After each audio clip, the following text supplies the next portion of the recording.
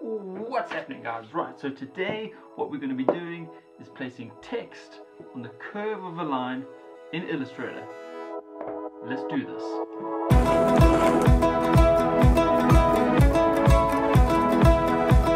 So why do we want to place text on a curve? Well, there's lots of applications that we can use this method for. We can use it for curving text on the back of a cap, for embroidery or cap embroidery. We can use it for when we want to screen print and make a circular design with the text running around the design, just to step up the design game to a new level. So let's head on over to Illustrator and show you guys how easy this is to do. So I've got my Illustrator open and I've got the curve for the back of a cap that I've created over here. I will leave the link for this curve in the description below so you guys can tweak out your designs if you're looking for the perfect curve for the back of caps. Okay, so I'm going to head over to my tool palette, click on that and click on type on a path tool. With this tool selected, I'm going to just click anywhere on this curve, just making sure that this tool is on the actual curve. So I click on it, you can see now it's gone and created that curve. So let's type in our custom text. So I'm just going to type in my t-shirt printers, and you can see it's not exactly centered on this curve. So as it works with any other text and any other paragraph or whatever you're creating, let's just go to our paragraph palette and select align center. It's still slightly off center, but you can see there's this vertical line that shoots up over here. Let's just click that and drag it back to where the center of this curve is. Now let's just make this text a little bit bigger. So I'm just going to head over to my character palette and increase the font size so you can really see how it curves on this curve. Now obviously you can change your font style to whatever you want. So there we go. Font style change and it's on a curve.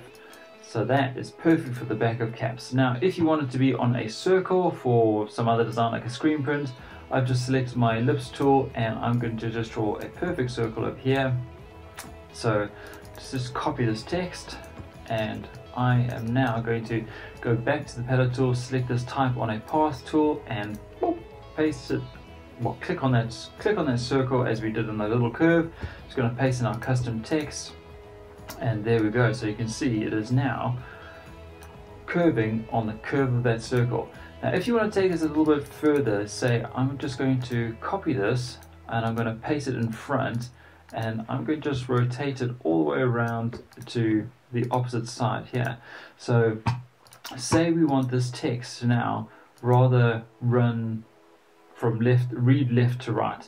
Then all we're going to do is click on this little vertical line over here. I'm going to click and drag it to the opposite side. So you can see now it's gone completely to the opposite side over there. I'm just going to rotate this around. And there we go. So it's following the curve again. But again, it's running on the wrong side of this circle. It's running on the inside of the circle and we want it to run on the outside of the circle. So we just go up to our character palette and we look for this set baseline shift. If we knock that set baseline shift down, you can see it starts running on the outside of the circle. So it's just perfect.